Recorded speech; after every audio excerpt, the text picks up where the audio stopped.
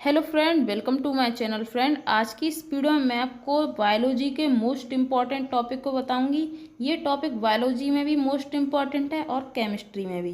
ठीक है, तो आज की इस वीडियो में आपको डीएनए की संरचना बताऊंगी। मोस्ट इम्पॉर्टेंट टॉपिक है, 2023 में आया था। ठीक है, तो आज की इस वीडियो में आपको बहुत ही सरल तरीके से आपको डीएनए की फुल संरचना बताऊंगी और इसका जो डायग्राम है उसे भी मैं आपको समझाऊंगी कि इसमें जो जैसे कि डीएनए में जो क्या क्या होता है और किस तरीके से बनाया जाता है और इसमें क्या क्या पाया जाता है। ठीक है, तो वीडियो को आपको लास्ट तक देखना है जिससे कि आप इसे अच्छी तरीके से समझ जाएं। ठीक है, मोस्ट इम्पॉर्टेंट टॉपिक है क्योंकि बायोलॉजी में ये टॉपिक आया था इस साल। ठीक है, तो आपको इसे अच्छी तरीके से देख लेना है। तो चलिए इस वीडियो को शुरू करते हैं। वीडियो शुरू करने से पहले अगर आप मेरे चैनल पर पहली बार हैं तो चैनल को सब्सक्राइब करके नोटिफिकेशन ऑल कर देना, जिससे कि मेरे आने वाली हर नई वीडियो नोटिफिकेशन आपको तुरंत ही देखने को मिल सके। ठीक है, तो यहाँ पर हम लिखेंगे कि प्रत्येक डीएनए अणु 3 प्रमुख घटकों से मिलकर बना होता है। ठीक है, तो आपको सबसे पहले हेडिंग में आपको यही लिखना है कि जो प्रत्येक डीएनए अणु है जिसके 3 प्रमुख घटक हैं। ठीक है, या आप इसे इस तरीके से भी लिख सकते हैं कि प्रत्येक डीएनए अणु 3 प्रमुख घटकों से मिलकर बना होता है। ठीक है, और कौन कौन से हैं? डीऑक्सी शर्करा। ठीक है, दूसरा है फास्फेट समूह। ठीक है, दूसरा है फास्फेट समूह, तीसरा है नाइट्रोजन क्षार। ठीक है, तो आपको तीनों को याद कर लेना है कि डीएनए 3 के प्रमुख घटकों से मिलकर बना होता है। और कौन कौन से, ये यहाँ तक कि वाई में भी पूछा जा सकता है इसमें टॉपिक।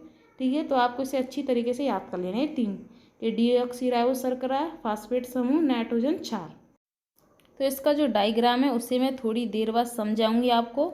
सबसे पहले जो मोस्ट इम्पॉर्टेंट चीज़ है उन्हें मैं आपको अच्छी तरीके से पहले बता देती हूँ। ठीक है, नाइट्रोजन क्षार में आप लिखेंगे एडेनिन, दूसरा है ग्वानिन, तीसरा है साइटोसिन्स, चौथा है थायमिन। ठीक है, अब आपको यहाँ पर देखना है डीएनए।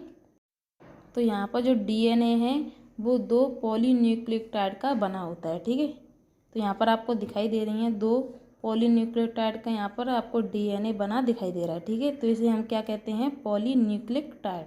ठीक है, आपको जो टेढ़ी मेढ़ी लाइन दिखाई दे रही है इसे हम डीएनए, जिसे हम पॉलीन्यूक्लियोटाइड कहते हैं। ठीक है, अब इसमें यहाँ पर आपको दिखाई दे रहा है जैसे कि AGCTA, इसमें ये क्या है? तो देखिए नाइट्रोजन क्षार होता है जैसे कि एडेनिन, ग्वानिन, साइटोसिन्स, थायमिन। ठीक है, डीएनए में ये पाए जाते हैं। ठीक है, अब यहाँ पर जैसे मैं आपको बताती हूँ डीएनए की खोज कौन सी सन में और किसने की थी। तो डीएनए की खोज सन 1953 में वाटसन और क्रिक ने की थी। ठीक है, ये 2 वैज्ञानिक थे, इन्होंने 1953 में वाटसन और क्रिक ने डीएनए की खोज की थी। ठीक है, अब इन्हें नोबेल पुरस्कार भी मिला था। और कौन सी सन में मिला था? इन्हें नोबेल पुरस्कार मिला था 1962 ईस्वी में इन्हें नोबेल पुरस्कार मिला था। ठीक है, तो आपको इन चीज़ों का आपको याद करके चलना है। जैसे इनकी जो सन है तो इसे आपको याद करके चलना है। ठीक है, तो जैसे कि एग्जामिनर भी पूछ सकता है, बाय में भी पूछा जा सकता है कि इनकी जो इसकी खोज किसने की थी और कौन सी सन में की थी। ठीक है, तो आपको इन्हें याद करके चलना है। ठीक है, और इसमें जो जैसे कि फास्फेट समूह और शर्करा इसमें पाए जाते हैं। ठीक है, डीएनए में। तो आपको जैसे कि कोई पूछे आपसे एग्जामिनर, तो आपको लिखना है फास्फेट समूह प्लस शर्करा। ठीक है, डीएनए में पाए जाते हैं। ठीक है, तो यहाँ पर आपको इसका जो डायग्राम है वो मैंने आपको समझा दिया है। अगर आपसे कोई पूछे तो अगर आपने इस तरीके से बताया, जैसे बाय में भी पूछा जा सकता है और ये एग्जाम में भी आया है। ठीक है, तो नाइट्रोजन क्षार क्या है? Adenine, guanine, cytosines, thymine. ठीक है, ये आपको चार्ट याद करके चलने हैं। ठीक है, तो चलिए अब हम नेक्स्ट टॉपिक को देखते हैं। तो यहाँ से लेकर यहाँ तक की जो दूरी कितनी होती है? 20 एंगस्ट्रम होती है। ठीक है, तो चलिए अब हम नेक्स्ट टॉपिक को देखते हैं, जैसे कि आपको एग्ज़ाम में किस तरीके से लिखना है। तो वीडियो में बने रहना। ठीक है, तो यहाँ से देखिए, तो यहाँ से आप लिखेंगे इसमें,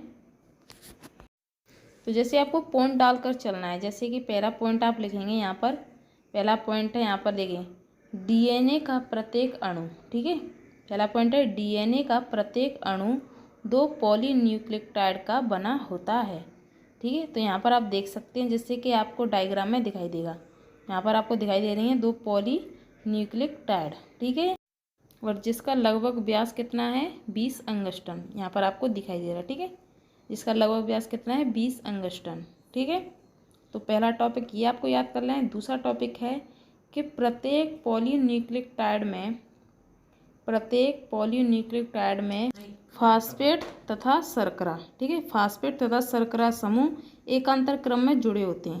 तो जैसे यहाँ पर आप डायग्राम में देख सकते हैं कि यहाँ पर जो पॉलीन्यूक्लियोटाइड है जैसे कि फास्फेट प्लस शर्करा, ठीक है, एकांतर क्रम में यहाँ पर आपको जुड़े दिखाई दे रहे होंगे। ठीक है, तो इस तरीके से आपको लिखना है कि जो फास्फेट तथा शर्करा एकांतर क्रम में जुड़े होते हैं। फास्फेट समूह एक तरफ की शर्करा 5 कार्बन तथा दूसरी तरफ की 3 कार्बन से जुड़ा होता है।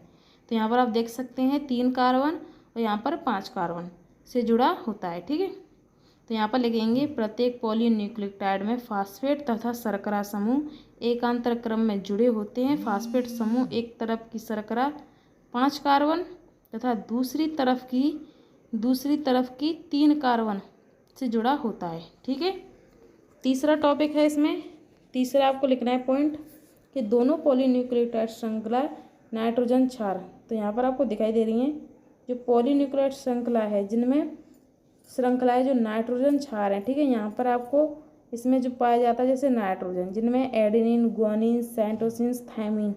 ठीक है, यहाँ पर लिखा भी है, देखिए, एडेनिन थायमिन से हाइड्रोजन के द्विबंध तथा गुआनिन साइटोसिन से हाइड्रोजन के द्विबंध से जुड़ा होता है। ठीक है, तो आपको इसे अच्छी तरीके से याद कर लेना है। जैसे दोनों पॉलीन्यूक्लियोटाइड श्रृंखला नाइट्रोजन क्षार द्वारा जुड़े होते हैं जिनमें एडेनिन थायमिन से हाइड्रोजन के द्विबंध तथा गुआनिन साइटोसिन से हाइड्रोजन के द्विबंध से जुड़ा होता है। ठीक है, तो चलिए अब हम जो लास्ट का पॉइंट है उसे देखते हैं। तो लास्ट का पॉइंट है कि डीएनए अणु में, ठीक है, लास्ट का पॉइंट है डीएनए अणु में 10 नाइट्रोजन क्षार के बीच की जो दूरी है लगभग 3.4 अंगस्ट्रम होती है। तो यहाँ पर आप देख सकते हैं यहाँ से लेकर जो यहाँ तक की दूरी है वो कितनी होती है 3.4 अंगस्ट्रम। ठीक है, आपको याद करके चलना है। आपसे एग्जामिनर ये भी पूछ सकते हैं, ठीक है, ऑब्जेक्ट में भी क्वेश्चन आ सकते हैं। तो आई होप कि आपको जो डीएनए की जो संरचना है वो आपको अच्छी तरीके से समझ में आ गई होगी। तो दोस्तों, वीडियो पसंद आए वीडियो को लाइक और चैनल को सब्सक्राइब कर देना, साथ में नोटिफिकेशन बेल को ऑल पे क्लिक कर देना, जिससे कि मेरे आने वाली हर नई वीडियो नोटिफिकेशन आपको तुरंत ही देखने को मिल सके। तो चलिए मिलते हैं नेक्स्ट वीडियो में, तब तक के लिए बाय।